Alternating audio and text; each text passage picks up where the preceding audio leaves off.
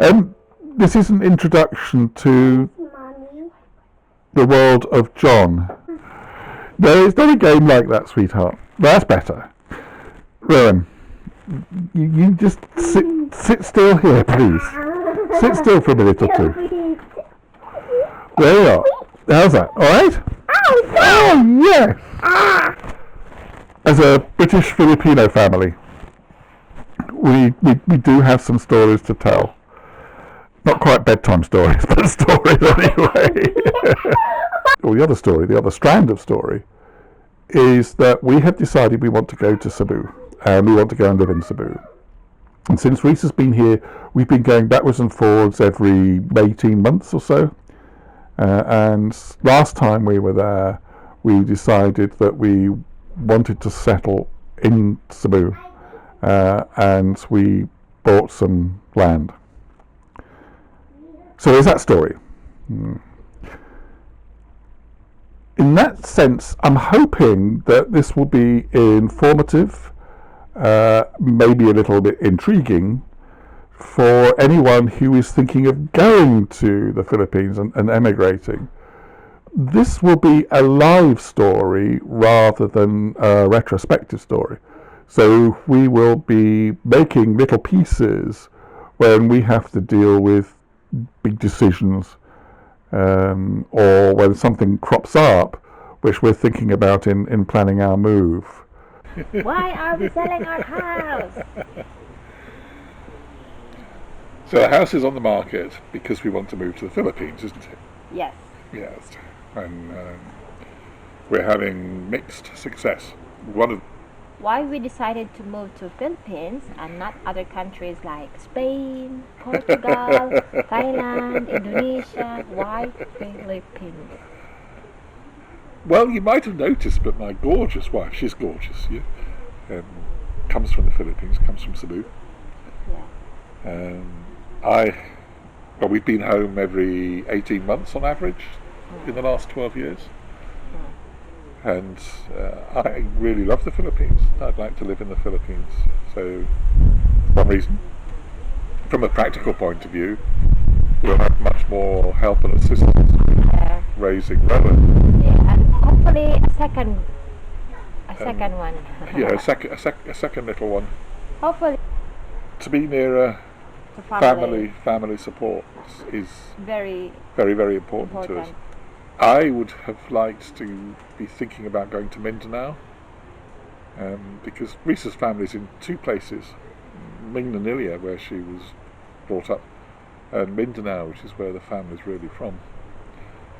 I like Mindanao, but as one of our friends said, not much goes on in Mindanao. what you going to do all day? According to Bruno Lindsay, there's no Bruno's other concern was that the infrastructure in Mindanao is nowhere near as good. How are we getting on with finding somewhere to live? Well, we've half answered that already, haven't we? Oh yeah. But just to recap, in case I end up cutting and editing this, we've decided not to pursue next door to Nang. Yeah. So. We have news from Manang that there's this rather nice, brand new terraced property, three bedrooms. 3 bedrooms, 2 toilets, 1 garage. 60 square meters. 60 square meters. In subdivision. High-end subdivision of Mingladilla. When they say high-end, you usually have clubhouse. So in the clubhouse, swimming pool, yeah. Play area, gym, I assume. Yeah, community facilities. Yeah, but then we have to pay monthly dues. Is that month? No, that month. Service. Well, we would call it a service charge in the UK, like we used to have on the flat. I know. Yeah. The idea is to buy either of these properties or something similar, and then when we arrive in the Philippines, we will be building our main house, and whichever property we're buying short term, we would keep as buy-to-let, as we would call it, or we would just do it up and make it look very, very pretty and sell it. It's one of the thoughts. I'm thinking of the guy who runs a Brit in the Philippines, who, when he went, was making a big fuss that he's going to live on 600 quid a month, so he'll be living in a slum area, and that's his story. That's not a story that we're going to share. No. But What's the point of working hard when you were younger and then end up living in a less privileged area, isn't it? yeah, but he's not as old as me, and he hasn't got a good pension from his work. Wrestling with is what kind of house that we want to have permanently, isn't it? And where that might be. Because when we were dealing with trying to buy the house next door to the family, we were feeling very, very comfortable if that went ahead that it would be in a good place. And the house, when we saw it and the pictures, looks like a house we would happily live in. And that left us wondering what to do with this plot that we've jointly purchased, isn't it? Yeah, it could be a potential business, renting out. Build a simple apartment, have it rented out. Yeah, so do we build something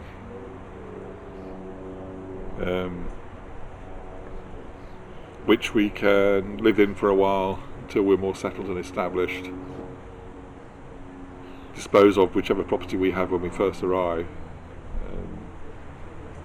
and then look for our ideal place. The two things in our mind, one of them was that whatever we do, we'd love to have space for visitors, wouldn't we? There's so many friends of ours would really, really love to come to the Philippines, and we'd love to show that, share it.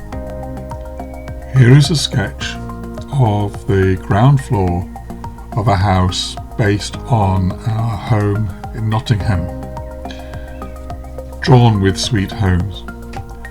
We gave this to the architect along with a second drawing of the first floor.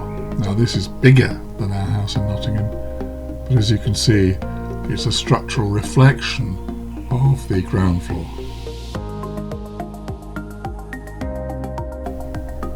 Looking across the reception room from the firewall at the back of the property alongside the judge's house to the front door.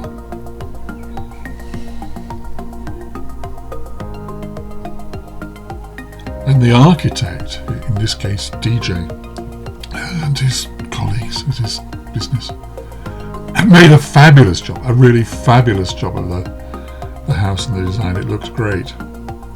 The only issue is that it is too expensive. This will be about 8.5 million.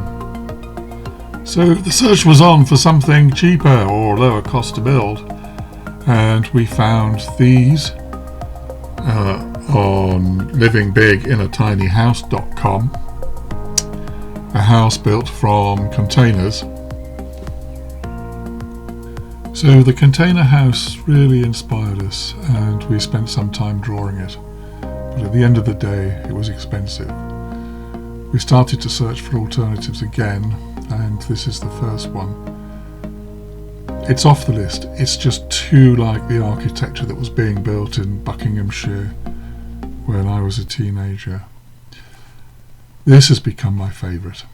I really, really love this house. I like the look of it. I like the layout of it. My first reaction is it's only 3 bedrooms. And again, we spent some time developing drawings with our favourite package, if I can call it a favourite package, which is Sweet Homes. Don't be scared to play around adding rooms or rearranging it, and the publisher of the plans, which was ePlan, have made a beautiful job of the interior. It just draws me to it more and more. And then we thought about, well, okay, let's go for 2 stories. We wanted that maybe to get the height to hold onto the views. But no, I'll still come back to this. And then discovered it's too big. With the split that we've agreed with DJ, we cannot build this and DJ have his agreed amount of land. I missed it. Here we are, we've come back full circle. This is a sketch of a house based on the Australian container house. I like this, but I'm still not convinced.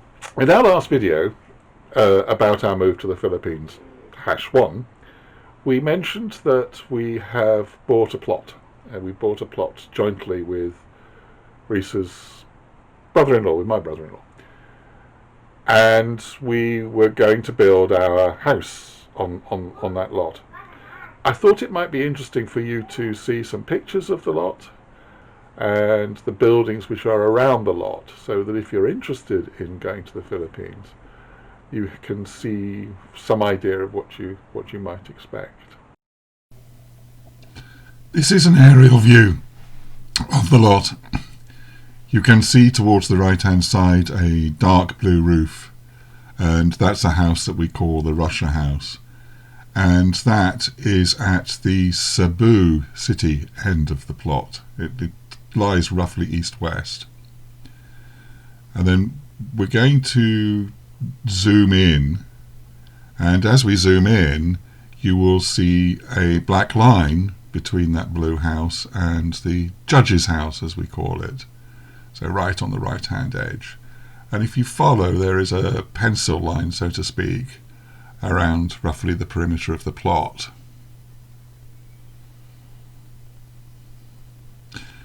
This is looking towards Naga city, so we're looking down the plot towards Naga, or to the left on the map, the aerial view you saw just now.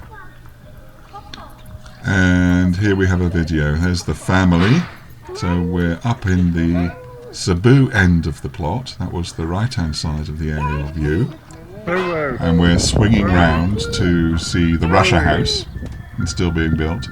We call it that because the guy who lives there works on a gas main, gas transport, gas pipeline in Russia, apparently. Probably our new neighbour. Now I'm moving down the site towards the Naga city end, and this is the end where DJ is likely to build. We jointly own it. It's 660 square meters. DJ is going to have 260, probably to build residence for his engineers in the main business. Now I've swung round again and we're looking up the plot. So our house would be up against the judge's fence. Garden and whatever to the side. We took this photograph of the little byway next to where we went into the plot. Hey ho, lessons to be learned. DJ sent me this photograph of the entrance access to the plot, and we would have to be driving down through here to be able to reach the plot. This is something of a little local area, and you can see that there's also a play area as we move through here with a basketball ring. A good thing would be somewhere for Rowan to engage with other people and to play basketball. The nightmare news is trying to get down here in a 4x4, which is what we'll have, to this, which is the entrance to our plot as such. If you do buy a lot or a plot in the Philippines, make sure it's surveyed. Raina is doing this for us, and by her left foot is a marker for the boundary. These are things to look out for. What have we learnt? Well, we have bought a really nice piece of land. We bought it at a good price. We were going to build our house on it. Now we're not so sure because we perhaps made a mistake in not being certain about the access point. DJ, I think, has a slightly different view of it. He wants to build residences for the engineers in his main company.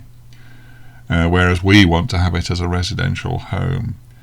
And also, we didn't carefully check out how we dispose of rubbish. There's not the same infrastructure in the Philippines as we have at home. And now the news of the house. The estate agent called back to say that the people who had made an offer on our house had received an offer on their house, but it wasn't acceptable to them, so they are still in negotiation. And that sort of backs off, really. They're in a less acceptable situation to us in turn.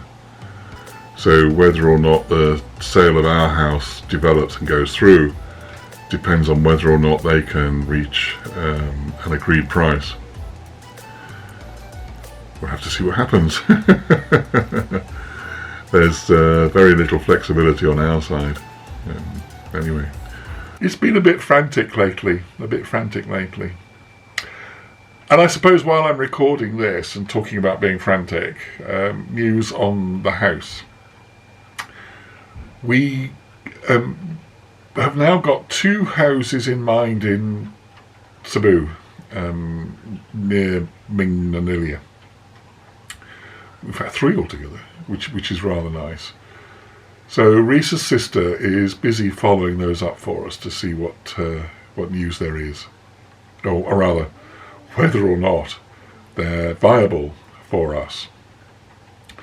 And the news on our house is that we have had more viewings. The viewings are actually getting quite frantic.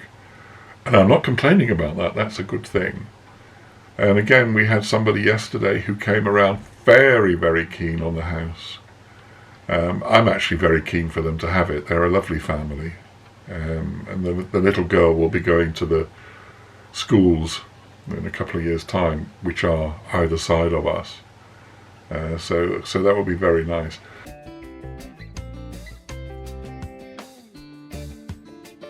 British Filipino family moving to Cebu.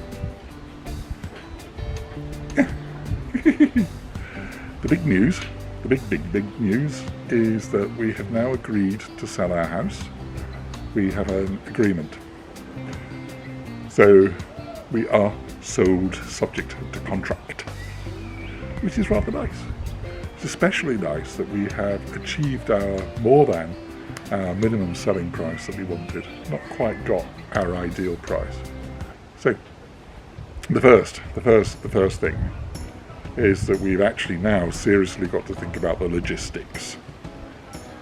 So we are continually scanning for flight availability. We hope to go in August. I certainly know that flights are available from the end of July. We have a house that we will enter into the purchase of next week in the Philippines, and I will post some photographs of that. It is very okay. It's not exactly our long-term home, but we will be able to live in that, and I think where it is, the price that it is, because of some of the distressed sales in the Philippines right now, it'll be an investment.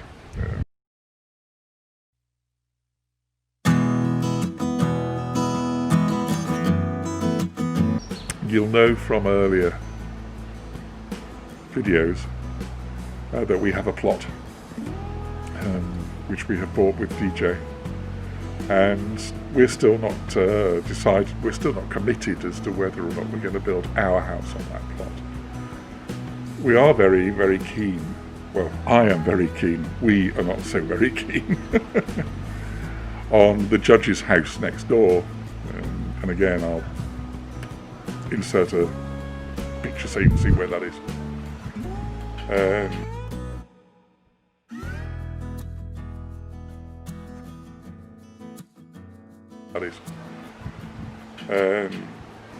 It appeals to me because it has better access to the main road than we get from our plot. It appeals to me because it's got a nice view And where the plot is, I really, really like the location. News on the houses. If you've seen some of our early videos, you will have seen a photograph from DJ's drone, not DJI drone, but actually it is a DJI drone, but from my brother-in-law's drone, of our plot. And in that, there is a house which we've always called the judge's house, because it was owned by a retired judge. And this weekend we have concluded negotiations to buy it. So we have sent funds off to Cebu, and DJ will go and complete the purchase for us next week.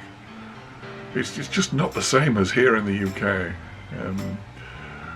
We write a contract which says that we are going to pay well over half of the price of the house immediately. Once that contract is in place, we're allowed access to the property, even though we haven't finished paying for the house. So it's interesting, it's curious. I'm not quite used to I can't quite get used to that idea. But anyway, it's there and it's to our advantage.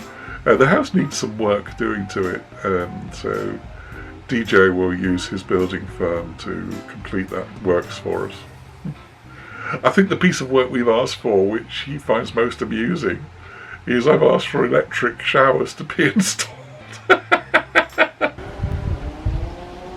We will start off with the sale of the house, and that's fallen through. But our buyer, when they first offered, they seemed very keen. They offered the asking price, and then a few days later they came along and said, we haven't got the money we really wanted for our house. Will you take £2,000 less? Well, yeah, okay. If it makes you feel more comfortable, we'll do that. Let's get on with it. Oh, we're very keen to get on with it. So then they have a surveyor come.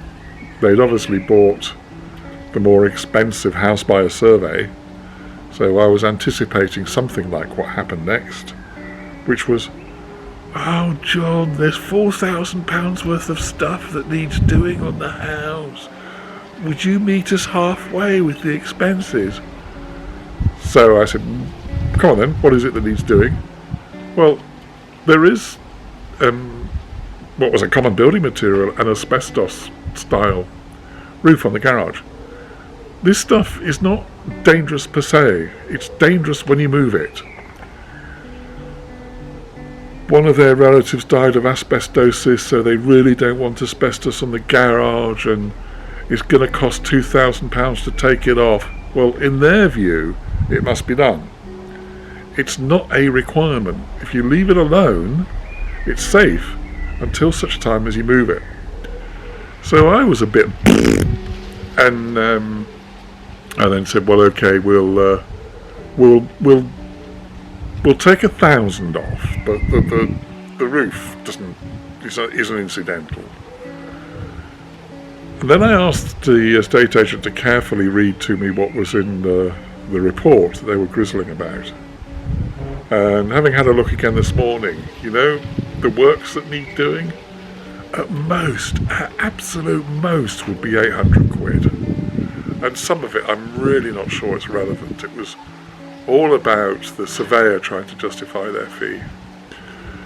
So I said to them, if you insist on this additional reduction, then the appliances, which we had told you we would leave, because your appliances in your house are built in, so we'll include them. That will make life easier for you.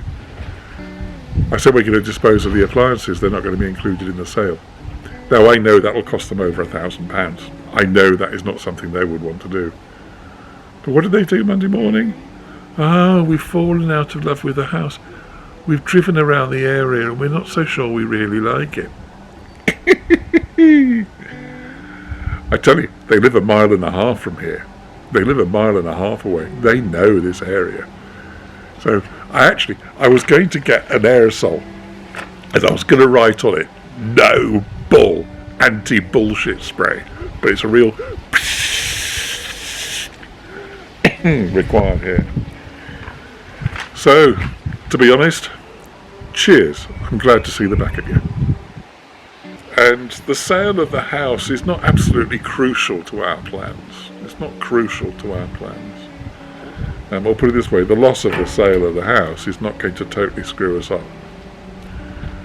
And in fact, it leaves us the option of hanging on to the house. So we've got that asset here in the UK. If things don't go well health-wise in the Philippines, or something else happens that causes us to decide we need to come back, then we can do. I didn't ever really want to have that option, but I was increasingly aware that Risa would like it. And the next element, well, we have bought tickets to fly, and we booked to fly into Cebu. And I mentioned that in an earlier recording, and I can't remember, it's Etihad Airways we're going to fly with. So we'll go Birmingham to Dubai, and then Dubai to Cebu. And we're not clear yet, at the beginning of August, whether we will have to go into quarantine at the airport immediately. The other complication in Cebu is we can't pay for the house. We're really, really thrilled to have an agreement to buy this house, and we can't pay for it. That actually is, that's not a financial issue, touch wood. Whoa, touch wood, touch wood, touch wood. Physically, DJ cannot get to a bank or a solicitor and meet the vendor who physically cannot get to such a place, nor can the person who's the intermediary for us, the property professional, Rena. And we've no idea when lockdown will be relieved in such a way that will allow them to be able to get together and actually physically pay for the property. The last one, well, we have decided to let the house, to keep it. So we are busily trying to get all the documents together to enable us to let it. I'm hesitating signing off because I feel frustrated that we just don't really get down into being able to tell you all of the details. When we started the project, I was thinking, I do wish there was somebody on YouTube or somewhere who would tell us all about the bits and pieces of attempting to emigrate or emigrating or going through it. And the trouble is that every now and then we find the time to sit down and give you a report, an update. But then at the time, things are going on, and you get going and you do things without actually remembering. So right now I'm really starting to search my mind. I can be saying to you, since we last did a chat, that Cebu has gone into enhanced lockdown, that we can't buy the house, which we covered because we can't actually pay for it. We mentioned that in one of the last videos. So now we have sent the money over, and we are waiting for the lockdown to be reduced from an enhanced lockdown to a community lockdown, which will enable DJ and Rena to actually meet with the vendor and buy the house. Frustrating. And then you kind of go, well, what are all the other things that you are thinking about and worrying about or having to do? And it just doesn't make it. It just doesn't make it into the films. Even though I've just skipped over it and haven't told How do you actually do that properly? And I suppose that's the other thing, really. You just keep imagining what's it going to be like to be in our new house. That would be really, really nice. Really, really nice to be there.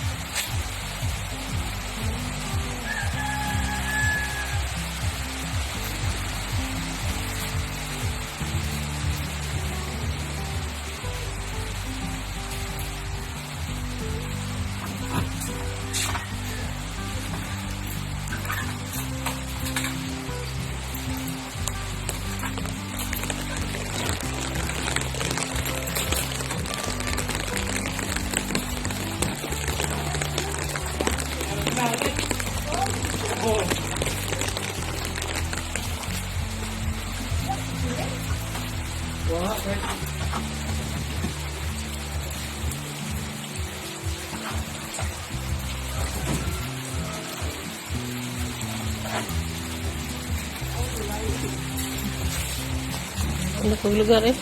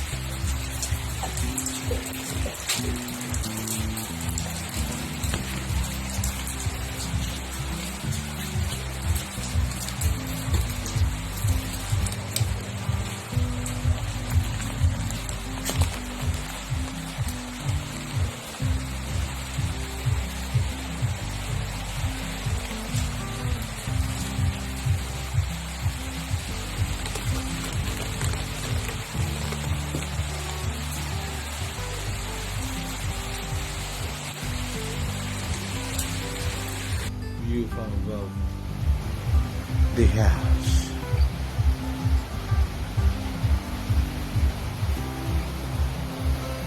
There's the lot.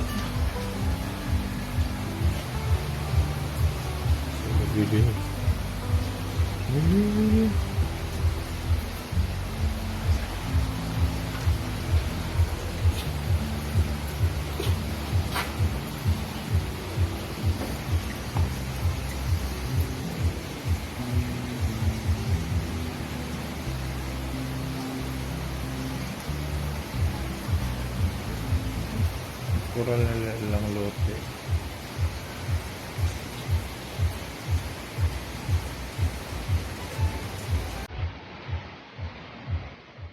Yung nila di, ilang kita naman.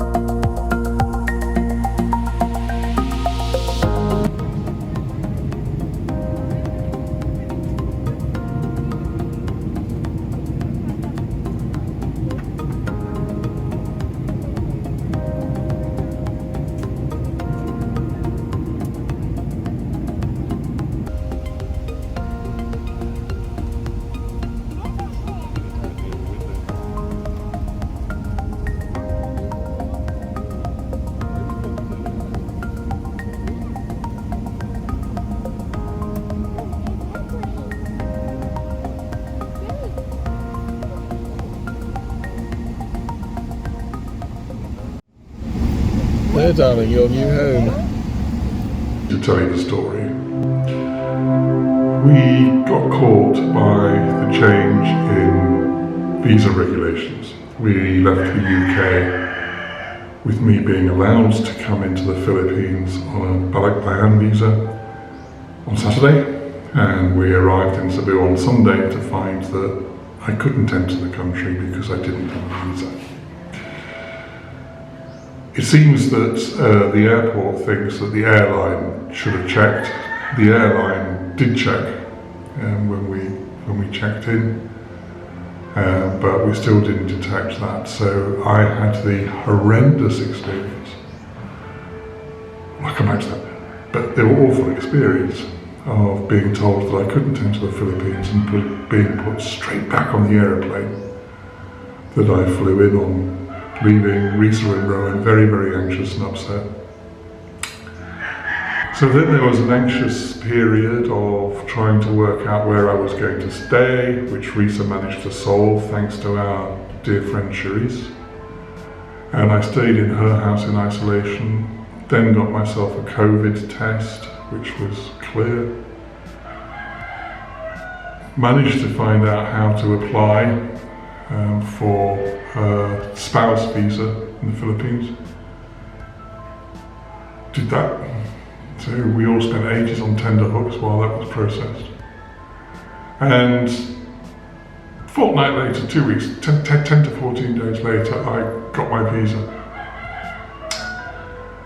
Booked my fare. Get to Heathrow. Qatar say you can't fly on this visa. Hey. So after much backwards and forwards and correspondence between Manila and Heathrow, it was agreed that I could fly.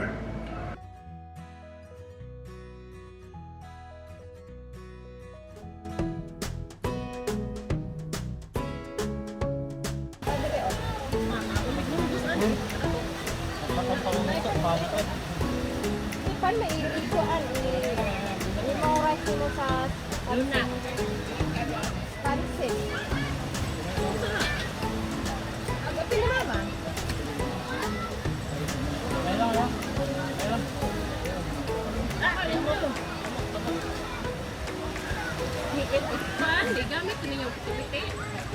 Wala pa, gabi okay raman ang kuan. Wala kaayo kay nanerado man dahil ni sa kuan ba puntahan. Nang resta nagpaw. Kami sa ato dito nagpaw sa siya. Pagkala ano na?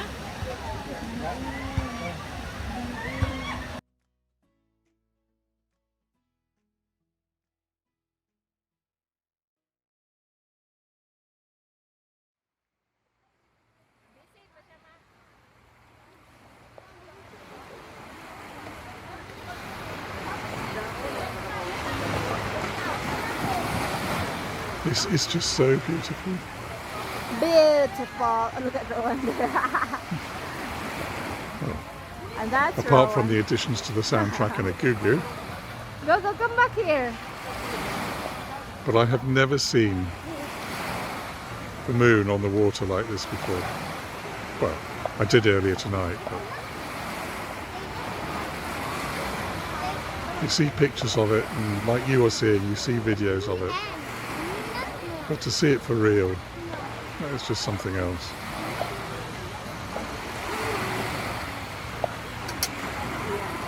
Life in the Philippines, eh?